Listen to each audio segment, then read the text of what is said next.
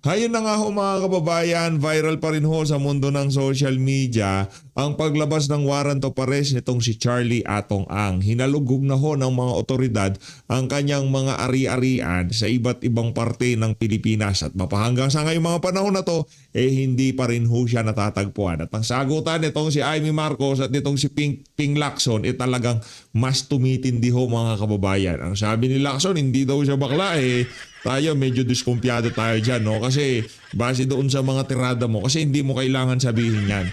Makikita yan ng ating mga kababayan. At base sa mga nakita nating reaction sa social media, ngayong mga panahon na to, medyo diskumpiyado ngayon sila dito kay Ping Lacson. Wala naman ng problema dyan di ba? Kung gusto mong mag-gadget, wala naman problema. Si Tatay Digong nga, di ba? Wala tayong problema dyan. Ang problema lang talaga natin, kung meron kang kumbaga yung style mo merong pagkabaklang kanal kagaya nitong si Ping Lacson, dyan tayo magkakaproblema. Isang like at isang subscribe.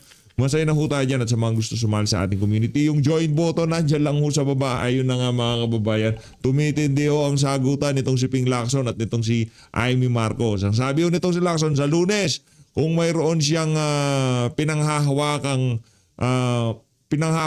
pumunta siya. Kung gusto niyang bibigyan ko siya ng isang oras para lahat ng kanyang ebidensya kung mayroon. Nako, matindi yan. Isang oras pa lang bibigay dito kay Senator Amy Marcos. Ibang klase talaga tong si Pinky. Ha?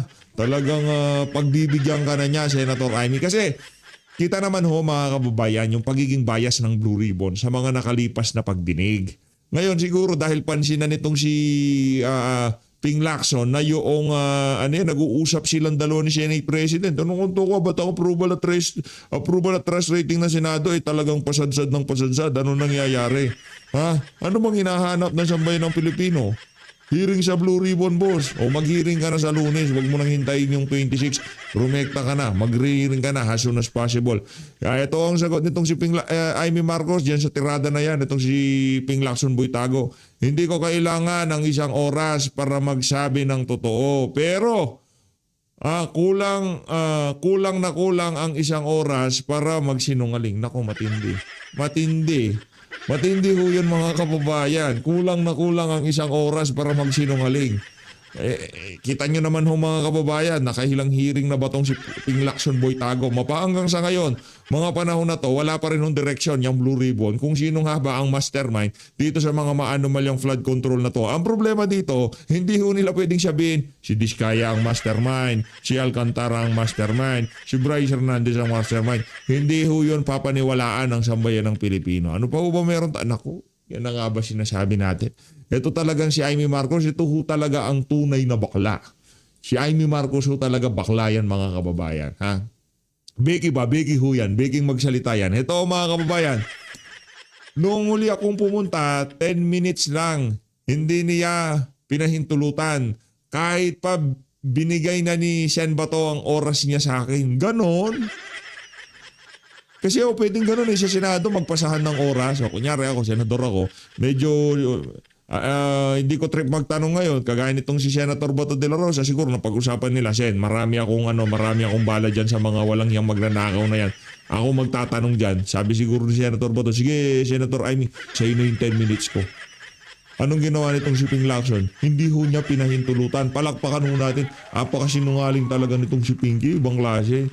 Hindi ko kailangan ng isang oras. Ito na nga ho yung sinabi niya doon sa niya. Para magsabi ng totoo pero kulang ang isang oras para magsinungaling. Balato ko na sa kanila yan. Bading na bading. Next, ito pa ho mga sagot nitong si Mangga sa kanyang FB page, ibang klase. Ito pa ho mga kababayan, hindi ko naman sinasabing bakla siya. Naku, yari. Pero napakababaw pala ng kahulugan niya sa kung ano ang ibig sabihin ng tunay na lalaki. Walang masama sa pagiging akla. Ganon din sa pagpapa-enhance ng kahit anong parte ng sarili mo. Desisyon ng tao kung gusto niyang magpagawa ng kahit ano sa sarili niya. Desisyon niya rin kung gusto niyang sirain ang mukha, pangalan at dignidad niya. Pareha siyang matatanong ng Tama nga naman, di ba? Pag nagpa-ayos ka ng mukha, magkano? Di ba? Kung sisirain mo ang dignidad mo, di ba? Sisirain mo dignidad mo, mayat maya nakikipag-meeting ka dito kay Enrique Razon, talagang mapapatanong ka rin eh, di ba? Okay na kung magtanong dyan sa comment section, delikado yun si Enrique Razon, nang lalibel yan. Nang sa cyber libel yan si Enrique Razon. At dahil dyan mga kababayan, huwag nyo kong kalimutang mag-subscribe sa ating, eto kasing itong PH Gency na to, yung yung tirada niya, yung pagsalansa niya sa politika, parang nakikita ho natin na sarili natin dito sa bata na to. Mahusay ho mga kababayan. Saludo ako dyan sa PH Gency na yan. Sa lahat ng Gency, matalino, mabait, napakasipag. Subscribe ho kayo dyan mga kababayan. Tsaka yung pananaw niya sa politika ay talagang minsan napapaano na lang tayo, malupit talaga tong bata na to. Magaling yan Gency na yan. At dahil dyan, makibalita ho tayo sa ginagawang galaw ng administrasyon nitong si Ngagba para ika nga mahuli na itong si Charlie Atong Ang. Ibang klase. Ako tanong, gusto ko ba mahuli itong si Charlie Atong Ang? Gusto ho natin siyang magpaliwanag. Pero doon sa parehas na kaparaanan. Okay? Ngayong mga panahon na to, itong si Charlie Atong Ang, lang ho yan, kumbaga diversionary tactics. Lahat naman di ba? Nagtatawagan siguro sila, ano pa bambala natin dyan para mabigyan natin na magandang sinima ang sambayan ng Pilipino at hindi mapag-usapan ng kawalang ng trabaho, pagsadsad ng ekonomiya, lumalalang korupsyon at kriminalidad sa ating bansa. Labas niyo yung warrant nitong si Charlie Atong. Ang tanong, ito ang tanong dyan mga kababayan, ikatataas ba ng rating, approval at trust rating ni Marcos Jr. at ng Senado at ng iba't ibang ahensya ng pamahalaan yung paglalabas ng warrant of arrest na yan laban dito kay Charlie Atong Ang? Tanong lang naman. Ang sagot, kayo na hong bahala dyan. Ito, ang ilan sa mga video nating nakita sa social media na kung saan nagpunta yung ating mga law enforcer sa iba't ibang mga ari-arian nitong si Charlie Atong Ang. Mga kapuso, may lawak na mahigit 30 hektare daw itong property na ito. Laki naman yan. Pagkamay-ari ni Charlie Atong Ang, no? At dito sa aking likuran ay mayroon pang mga panabong na mga manok na patuloy na inaalagaan. So sa mga oras na to, ongoing yung pagpasok sa mga kwarto ng NBI para tiyakin na walang kwarto na hindi masisilip. Kaugnay nga ito sa kanilang pag-iimplementa ng arrest warrant laban sa grupo ni Charlie Atong Ang kaugnay sa mga nawawalang samangeros. So, sa tingin niyo ba sa yaman ni Atong Ang mahuhuli yan ng ganun-ganun lamang? Alam naman niya na mayroong halong, hindi siya politiko. Okay? Hindi siya politiko. Pero yung business niya, marami sa mga politiko at yung mga kaibigan nila, kalaban siya. Yan, di ba? Si Tieves at si mga mga business niyan, pawang pangapasugalan. Di ba? Tingnan nyo yung mga dinispatcha nila. Kaya tayo diskumpiyado dito sa galaw na to ng administrasyon. Si Tieves, ang galaw ho niyan, sugal. Sugal. Yan, nasa sugal ho talaga yung mga yan. Anong ginawa ni Boying Remulla? Dinispatcha. Itong si Charlie Atong Ang, anong business yan? Sugal. Anong ginawa ni Boying Remulla? Kita nyo na ho mga kababayan, nagpasisid pa ho sila dyan sa Taal Lake para lamang sa buto-buto ng manok. Para ika nga talagang mas maidiin itong si Charlie Atong Ang. At ngayon, lumabas na ang warrant laban sa kanya. Sa tingin ho natin, ito ay walang halong politika. Ito ay pawang ika nga nakikita natin dito, cinema with matching business. Okay? Cinema with matching business. Dito sa area naman ito sa kanan, may swimming pool. Grabe no. Ibig na magtrabaho tong siraulong administrasyon na to para sa ikabubuti ng sambayan ng Pilipino. Ano ba pag manahuli? Tingnan nyo yung full force yung mainstream media para i-cover itong kay Charlie Atong Ang na to. Para bang gagaang ang buhay ng bawat isang Pilipino sa paghahanap nila na yan pag nahuli itong si Charlie Atong Ang, pambihira. Pero pagka pinag-uusapan natin yan, yung mga anomalyang flood control, hindi natin mahagilap yung GMA News. At dito sa bandang kaliwa ko naman, ang napakalawak na open space. At sinasabi na sa may bandang unahan pa ay yung sabungan, no? Nandito raw sa loob mismo ng compound na to. So magbabalik tayo sa iba pang mga detalye sa patuloy na pag-iikot ngayon ng NBI dito sa Lipa, Batangas. Ako si John Consulta at dito sa akin. Salamat John ha. Salamat John Consulta.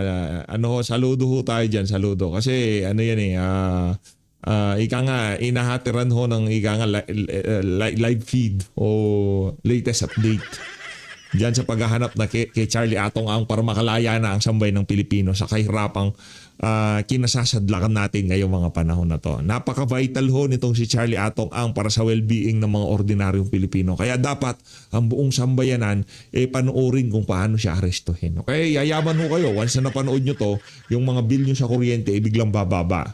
Yung yung lalagyan nyo ng bigas, yung container, magkakaroon ng laman. Diba? Yung mga anak yung mga walang trabaho, pag napanood nila, yung paghuli na yan kay Charlie Atong Ang, bigla silang magkakatrabaho. Diba? Total cinema. Walang politika yan ha. Pero ano yan, cinema with matching business. Tingnan nyo mga kababayan, ito real talk lang naman tayo dito. Ito kumbaga, yan din naman ang sentimiento ng karamihan ng ating mga kababayan sa social media. Sino yung mga dinidispatcha? Yung mga kalaban sa business at politika. Ngayong mga panahon na to. Duterte kalaban sa politika. Dispatchahin yan. Sara Duterte kalaban sa politika. Dispatchahin yan. Diba? Yung isa naman, Tieves kalaban sa business sa sugal. Dispatchahin yan. Charlie Atong Ang kalaban sa business sa sugal. Dispatchahin yan. Diba? Yung mga nagbubulgar sa atin, Leviste, binubulgar yung mga kabuktutang ginagawa natin, kasuhan yan, penalty, 25 billion pesos. Sraol yung yung DOE. Pambira, oo. Di ba? 25 years old na bata, pinatawa ng 25 billion na penalty. Lakas ni Boying Remulla, grabe. Ano lang tayo, bigla lang tayo napaisip, grabe, lahat talaga ng pwedeng kasangkapanin itong mga Remulla. Sila presidente. Mga Remulla, sila presidente. Sila nagmamay-ari ngayon sa Pilipinas. Kung anong sabihin ni Boying Remulla, yun ang nangyayari. Diba? Kung anong sabihin ni John Vic Remulla, yun ang nangyayari.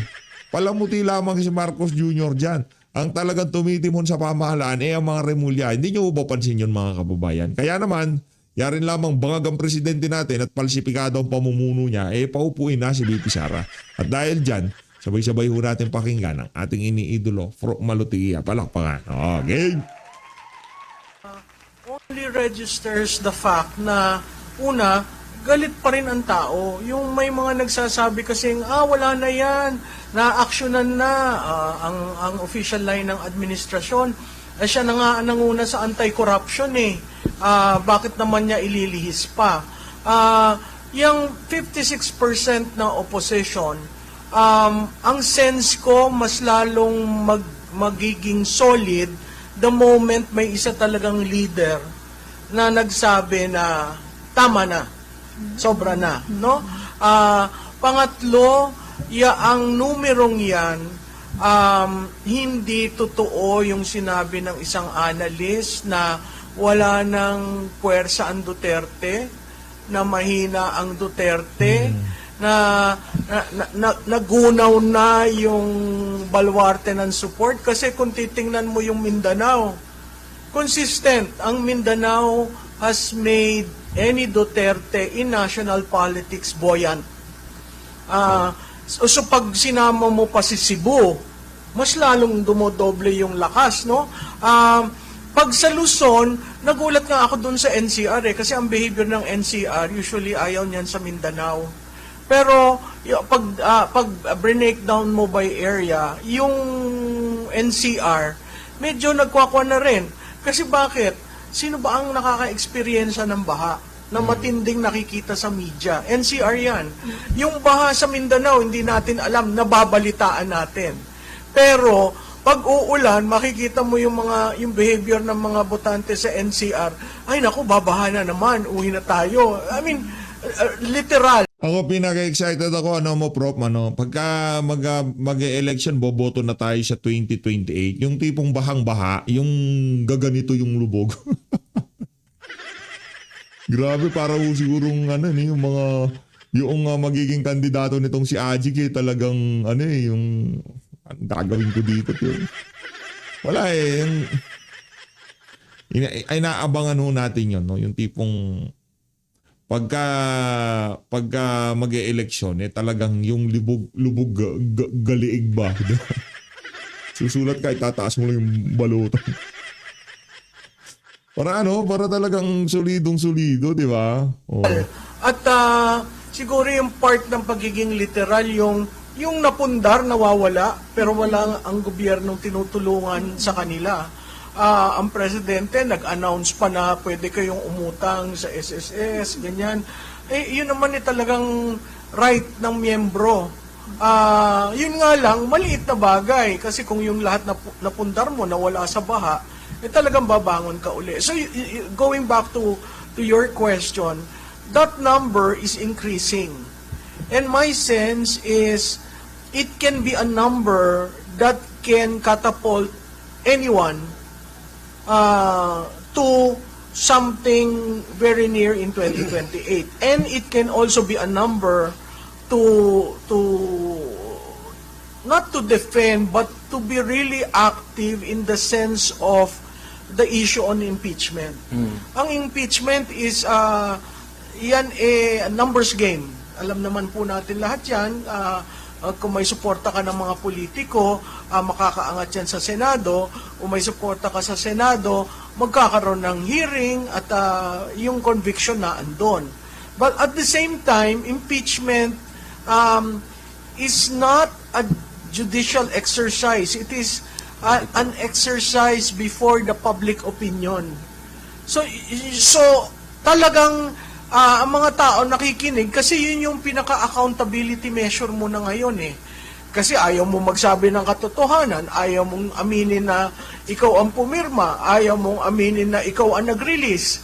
O anong gagawin natin? O edi, tingnan natin naman. Natatawa tayo pagka naririnig natin yung mga senador na pagka dumating dito ang impeachment, forthwith talagang tatrabahuin namin yan. Excited silang ma-impeach itong si VP Sara. Ano kaya ang deal nitong mga siraulo na to kay Marcos Jr.? Kasi alam nila maging sila may kalalagyan pagka naging presidente si VP Sara. Yang si Tuta Soto, may kalalagyan yan. Yan si Ping Lacson. Nako, tingnan natin yung pagiging opposition nila kung gaano sila kagaling pagka naging presidente si VP Sara. Excited na ako yung tipong dinidiin natin itong mga to, yung dinidikdik natin silang parang mga kuto. Nako, baka gawing literal tong mga to kasi mga nagmana kay anti-clear di ba? Man, kung sakaling ma-impeach at ang nababalitaan yung dalawang leader natin patungo doon, tingnan natin yung accountability issue. Kasi yun na yung pinakamatinding husga ng politika. At the same time, since linalaro sa public opinion ng tao, ang tao rin ang huhusga. Pag nakita ng mga politiko na sinusuportahan nila ang impeachment o sinusuportahan nila yung articles of impeachment, malaking bagay ho yun. Kaya crucial, may nagsabi nga na exciting daw itong Pebrero. Sa tingin ko ho, yung excitement, tayo'y nasa 13th day pa lang ng Enero. Nagsimula tayo ng Enero na talagang year of the fiery horse. Talagang ang lundag ng kabayo ay gano'n na tayong lahat talagang tinitingnan ano ba ang gagawin. Kasi may nangako na may makukulong. 'Di ba? Ginamit pa yung pananalita ng dating Pangulo na bilang na ang inyong Christmas. Ito ang sinabi, hindi makukulong kayo, hindi na masaya ang inyong Christmas. Wala na Merry it's Christmas, a reiteration of what the previous president said in order to capture that. Kaya nga ang sinasabi ko, kaya nga tama si Prof Malo, galing talaga ni Prof Malo. Pinaglaruan nga nitong si Marcos Jr. yung mga salita. Tama. Yung tipong, yung mga kataga nitong si dating Pangulong Rodrigo Duterte, kailangan niya pansakyan para lamang mapag-usapan. Kaya Tatay Digong yun, di ba? O, sa mga ano dyan, kriminal, durugista, di ba? O, ito, pag magano na kayo, magpakatino na kayo dahil baka ito na ang huli ninyong Merry Christmas. Yung kay Marcos Jr. dahil nga copycat yan, eh, madali na mo ispatan yung mga copycat na yan, di ba? O, yan si Marcos. Manggagaya. Okay lang naman. Walang problema yan. Style ni Tatay Digong, ginagaya. O, anong sabi ni Ngagba? O, ito na, wala kayong Merry Christmas. Ang galing ito. Hindi ko naspatan yan, ha. Palakpakan natin pa sa tuman. Galing. Wag nyo lang tingnan ang approval at distrust. Tingnan nyo yung sum total. Kasi pag tiningnan mo yung sum total, lalo na dun sa mga tao sa Malacanang na nagbabasa ng survey, talagang hindi ko alam kung paano mo pababanguhin, patataasin ang resulta ng mga susunod na survey para sa Pangulo.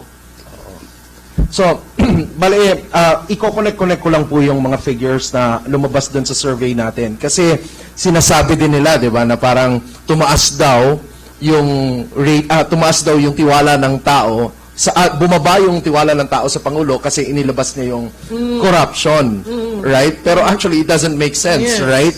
Kasi kung titingnan mo rin, based on the survey, ang mga tao sinasabi nila na dapat ang pinakamalaking issue, most important issue that the president should be focusing on is, yes, the current state of corruption and relationship to public trust. And public trust, based on the survey, is saying na mababa yung trust. In fact, bumabagsak. In other words, hindi kontento yung mga tao sa talagang nangyayari. At ito pa, I think it's very significant as well. Ang sinasabi ng survey na si PBBM daw, ang presidente natin, is involved. 48% of the respondents are saying involved siya. Alright? 48%. Tapos, Martin Romualdez, involved or benefited at 78%. Of course, Saldico, alam na natin yan. And then Sandro Marcos also came out, no? Apart dun sa 4 na mga involved doon na pinaniniwalaan ng mga tao. Ano masasabi niyo doon? So, alam mo, yun nga yung sinasabi, di ba, ang dami natin nakikitang link analysis na yung mastermind hindi pinapakita, usually may question mark. Pero alam na ho ng taong bayan kung sino yung mastermind. Inihintay lamang nung taong bayan, yung leader magsabi, alam mo, nagkamali ako, pinirmahan ko yung budget. Alam mo, nagkamali ako, discretionary ko yan. Alam mo, nagkamali ako for later release, inaprubahan ko. At kung titignan niyo yung sinabi ni Congressman Toby Chanco, naalala niyo yung sinabi na, ilang bang bahay ang gusto mo? Ilang bang kabyar ang gusto mo pang kainin? Ilang pansasakyan? It was the President asking those questions to the Speaker. Oh? Ngayon, ibabalik ko naman doon sa, nag-release ka ng 12 kontratista. Yun ay part ng diversion.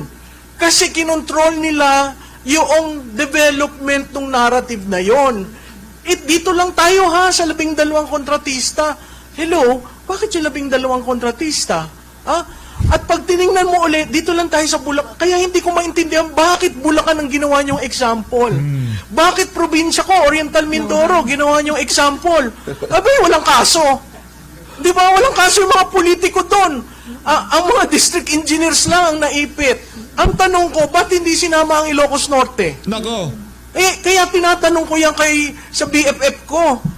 Kayo na sabi na hindi, siya ang nagdala ng anti-corruption, siya ang nakipaglaban, siya lamang ang presidente. Hindi ba dapat kung ikaw ang presidente, unang mong titingnan sa distrito mo? Sino ang hindi nila sinasabi, most of the ghost projects are in Ilocos Norte. Done by a mayor he supported in 2025. Kalaban sa pinsan niyang si Michael Kion. Tapos pag kinumpare nyo, nag-donate rin pala yun. Oo, ganun din yung sitwasyon ni Senator Escudero. So kung may nag-donate at lahat naman ho ng kontratista, nagdo-donate yan sa mga kandidato. Yun ho yung realidad ng politika natin. Right. So kung ikaw ipipick mo lang ito, at ito excuse, hindi ba may pinapaboran ka? So kung titingnan nyo ho yung mahiya naman kayo campaign. Nung ginawa yung mahiya naman kayo campaign, it was to deflect, ialis ang ilaw sa presidente at ituon sa iba. Kaya nga yung mga politiko nagbubulong-bulungan hanggang saan ba tayo, baka umabot sa atin, no?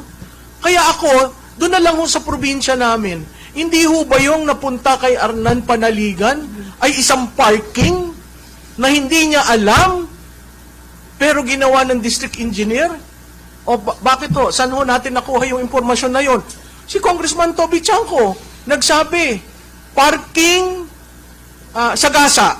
Galing sa kanila yon. Ako yung nagtrabaho sa Kongreso, ngayon ko lang ho naririnig yan ng parking at Sagasa. Parking, walang pakialam ang congressman, nakapark lang doon, kikita ka ng 3%. Sagasa, sasagasaan ka doon para kung anong project na gusto. So, hindi ho totoo yung mga sinasabi na si Presidente nga ang nag-umpisa nito eh. So, ang tanong ko, kung si Presidente nag-umpisa, hindi ba si Presidente rin ang pumirma ng budget? Hindi ba sa implementation, ang Presidente ang nag-direct sa DBM? Ilabas nyo na yung Notice of Cash Allocation. Ilabas nyo na yung SARO. Diba? May karakter doon sa Blue Ribbon na sinabi, nakakuha ng 100 million, I think, or larger. Pumunta lamang sa kalihim ng DBM. Na-issuehan ka agad na Notice of Cash Allocation. Ang tagal ho nun, bago lumabas ang Notice of Cash Allocation. So, ako, ang sinasabi ko lang, doon sa tanong ni Rob, ang taong bayan ho, hindi tanga.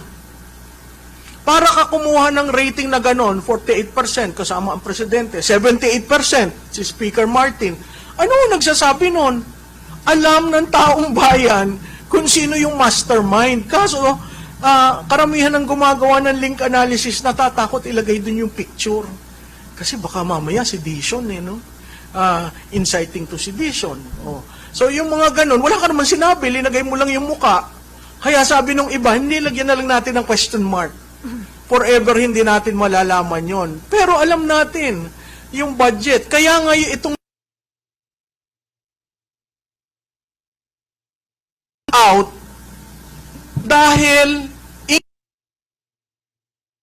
inis sa papel, pero sa implementation magkakaroon ng problema. Bakit ho? Napakataas ho ng MAIP, napakataas ng AIX. Okay? Kung tapos, abay nakita ho nyo ang DepEd, 1.7 trillion. Anong ibig sabihin yan? Ang school building na kay Secretary Angara. 22 lang ang napagawa mong school building nung sa isang taon. Paano mo mapupunan yung 170,000 gap? So marami ho tayong kailangang bantayan, lalo na dito sa 2026 kasi i-implement. Ako lang, Rob, ang parati kong call sa Supreme Court, desisyonan nyo na ho yung 2025. Sabihin nyo ng unconstitutional. Kasi ang dami ng evidence na unconstitutional. Hindi ko maintindihan ba't ang Supreme Court ayaw gumalaw doon sa usapan na yon. Kasi yun, accountability issue rin yun. Biro mo nawawala, 1.7 trillion for the past 3 years. 1.7 trillion. Imaginein ho nyo yun kung ganong kalaking perang nawala. Grabe. How do you feel about it as an ordinary citizen, Ma'am Penny? Nakakatawa. Hindi na ako nalulungkot eh. Sanay na ng Pilipinong malungkot eh. Dahil talaga yung, alam nyo yung salitang kalye, ako batang Santa Cruz eh, Maynila. Laging sinasabi, ang Pilipino, pinangangakuan. Eh, ito mga spoiled brat to, gusto nyo pa matupad. Di po ba? Kaya nga ang nakakatawang senaryo sa ating mga Pilipino, mas nauunan nating malaman, tayong mga simpleng mamamayan, ang katotohanan hanggang nagbubulag-bulagan pa yung mga ilan-ilan. At ito pa, kayo na rin nagsabi, di ba, Prof? Alam naman nila kung sino. This time, kailangan manawagan tayo sa mga matatalinong taong nakasiper pa rin ang bibig. Bakit? Tumatagal yung sinasabi nilang proseso. Yung prosesong yan, walang patutunguhan yan hanggat nagbubulag-bulagan ang maalam. At nagiging bingi yung mga nakikinig na mas maalam. Di ba? Anong say-say ng iyong talino? Pwede natin yan itago. Pero hanggang kailan pag wala na ang Pilipinas sa mapa? Lugmok na po ang ating bayan. Kaya nga, sabi nga nila, maraming maalam, may dahilan kung ba't nananahimik. Pero dapat hindi lahat ng maalam tahimik. Kaya pasalamat sa mangilan-ngilan na nag-voice out. Sabi nila, shout it out without reservation. Bakit? Kasi kahit kailan hindi mo sila mapiplease dahil alam nila hindi ka nila kaalyado. May mga pleasers pa rin ng mga mangilan-ngilang officials that they thought na hindi sila maaalis because hindi sila kumakalaban. Hindi naman to pakikipaglaban para sa personal na laban. Ito ay pakikipaglaban para sa ating bayan na umiiyak, nagdarahop dahil sa mga sunod-sunod na mga pangyayari na magpahanggang ngayon ay wala pa rin tayong nakikitang kalunasan. Sabi, bago magpasko, bago matapos ang taon, may makukulong. Mas dumadami pa po yung naka-line up na dapat ikulong. Baka pagdating ng araw, bago maaksyonan, wala na pong pwesto. Dahil, ultimo yung pinto ng kulungan, hindi nila alam paano nila nabubuksan sa dami na ng line up na dapat makulong. Di po ba? So, kayo po, sa ating mga viewers po, dito sa live podcast, kung meron po kayong mga idea, mga komento, ito po ay meron tayo pong laya na bigyan nyo kami ng parang mga punto na pwedeng maging guide namin para mapadali yung mga gusto ninyong marinig. Kasi solution is already nakalatag. Yung mga ibang nagsasalita, patuloy na nagsasalita. Yung mga gustong makinig, nakikinig. Pero ang tanong, ito ba ay magkakaroon ng freedom para magkaroon ng gawing batayan sa mga nangyayari na kahit natatakot yung iba na maging witness or mabigyan ng pagkakataong makapagsalita pero takot nga rin sila dahil baka mamaya hindi pa natatapos yung sinasabi nila, nakaposas na sila. Kasi katulad nga ng sinasabi, katulad ngayon, pag tuwing bubuksan ko, merong kinakasuhan. Pagkatapos yung totoong may kaso, siya pa yung nagko-complain. Di ba? Tapos saan ka nakakita? Merong kakasuhan na isang vlogger na alam naman nating antay sa mga nakaupo, pero saan ka nakakita? Nagre-reklamo yun, pero nakaupo siya sa upuan ng pinakamataas doon sa kung saang departamento ng gobyerno siya nagpunta para magreklamo. Di ba? Updated ba kayong lahat? Nakita niyo? Kita mo. Sabi ko sa iyo, mga marites yan. Di ba kahapon yon? Saan ka nakakita, nagre-reklamo siya? Official ka. Tapos nakaupo ka, pagpunta mo sa departamento kung saan ka nag-file ng kaso. Nakaupo siya sa upuan ng pinakahepe ng departamento. Di po ba? Hindi ko po alam yon. Ay baka po best friend po yun ni Kamalu Tikia.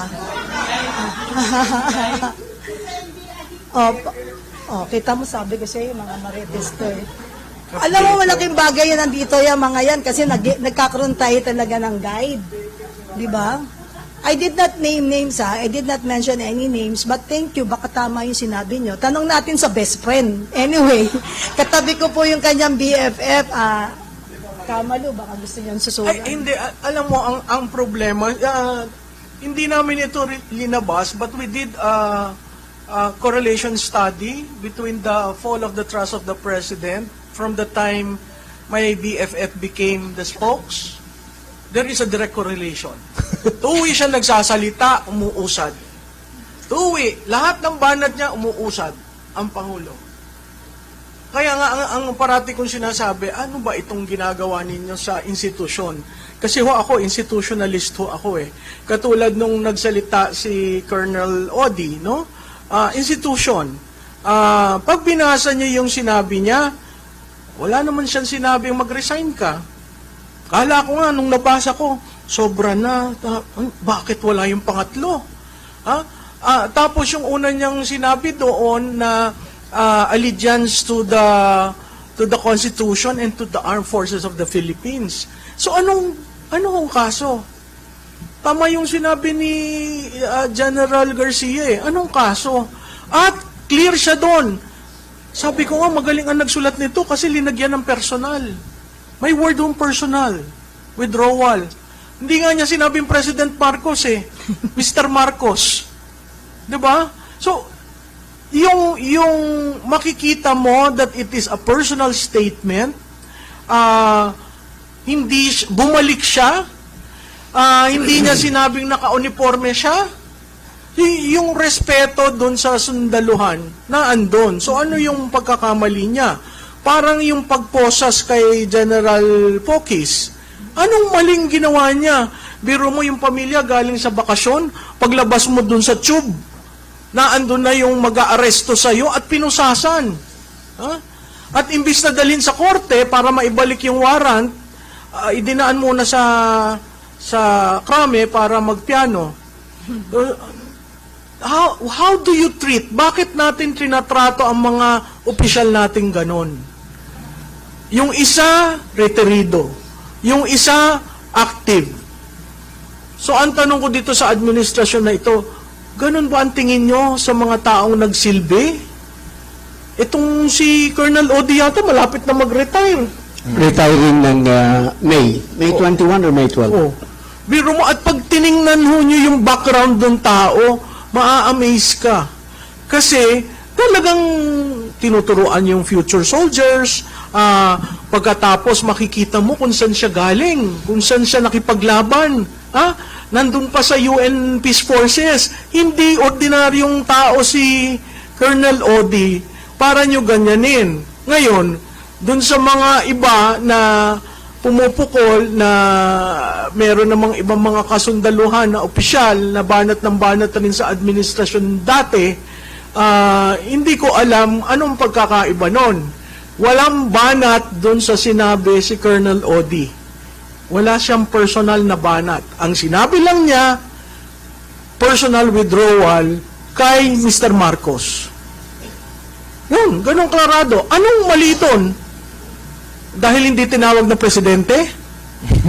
Ngayon lang nakikita kong pagkakamali dun sa maghuhusga sa kanya. Dahil tinawag Mr. Marcos, naasar siguro. Tapos sinabi niya, tama na, sobra na, paglaban ang Pilipinas. So, he didn't even say resign. He didn't even call for the soldiers or the rank and file to withdraw support. It was a personal decision. Parang yung mga tumatayo at nagsasalita sa administrasyon na ito, it is a personal decision. So bawat tao o bawat Pilipino, dapat there comes a point in our life na kailangan natin magsalita. Noong bata pa ako, nandun ako sa EDSA 1. Nung EDSA 2, kay ERAP, wala ako doon. Nasa ibang bansa ako, nag-aaral ako. Tapos sinabihan ako ng boss ko, bumalik ka na kasi may mangyayaring pagpapalit ng gobyerno. Sabi ko, ayoko, hindi naman ako bumoto dyan. So, ito, hindi ko siya binoto, kilala ko sila mag-asawa, pero yung pag tinitingnan mo, ano ang legacy nitong administrasyon na to? On the third year, sasabihin ko, isang legacy, budol. Binudol tayo sa unity, binudol tayo sa continuity, binudol tayo sa infra fund, no? Walang build better more, budol ng budol. Saan ka nakakita ng governance na budol? Ay, sa public administration ho, hindi ho yan napapag-usapan. Sa public administration, pinag-uusapan accountability, transparency. No? Okay, so maraming salamat po, Professor Malu. So, doon po sa sinabi ni Professor Malu, as a soldier and also as a lawyer, ano po masasabi niyo doon? Siguro kailangan liwanagin sa ating kasundaluhan, sa ating kapulisan, yung mga uniformed personnel, yung ibig sabihin ng non-partisan, mas effective ito, mas applicable ito dun sa panahon ng election you are not allowed to take sides. Okay lang yon during election. Pero after election, sa situation ngayon, I don't think non-partisanship applies. Katulad ng ginawa ni Colonel Odi, katulad ng sinabi ko kanina, ibig bang sabihin, pag nag-withdraw ka ng support sa presidente, you're being partisan already. So I don't think even that prohibition against non-partisanship was violated by Colonel Odi. I think dapat nga at this point in time manindigan tayo. Ipaalam natin, ipahayag natin, sundalo man tayo o pulis o bombero o Coast Guard o BJNP. Manindigan tayo, ipahayag natin ang ating tunay na damdamin na hindi na kami naniniwala sa Pangulo dahil ayaw niyang harapin ang mga allegation sa kanya. Yung mga nagke-question mark dun sa mastermind, hindi yung question mark sa akin, pinangalanan ko na nga siya. Sabi ko, harapin mo yung mga allegation sa iyo. Ikaw ba drug addict o hindi? Para mawala yan. Magpa-hair follicle test ka tapos ang issue. Diba? Marami kailangan harapin mo lahat. May kasalanan ka ba? May kasalanan ba yung pinsan mo? Di face the music. You have to face the music. Hindi pwedeng gagamitin mo ang resources ng gobyerno, magtatago ka behind it, samantalang ikaw itong pinakapasimuno ng mga nangyayaring malawakang nakawan. So, let me say it again. Hindi partisanship yung withdrawal of support. That is constitutionally guaranteed. You can very well do so. Salamat po. Mabait daw po kasi yung Pangulo natin.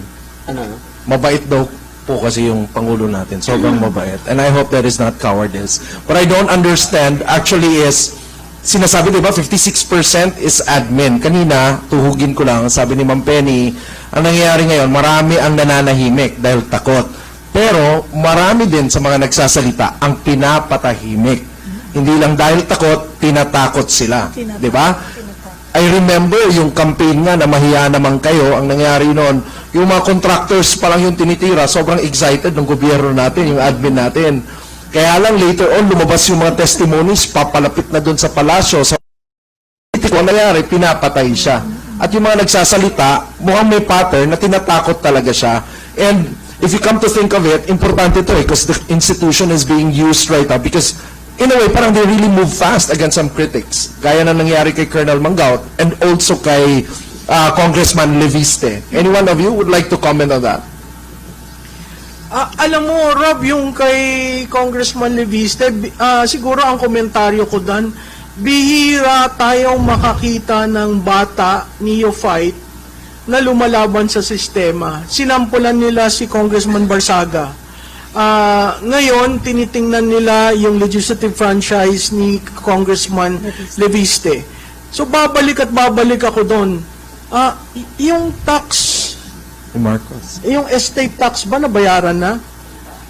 Kasi kailangan maging patas. Babanatan mo si Congressman Leviste, siguraduhin mo wala kang butas.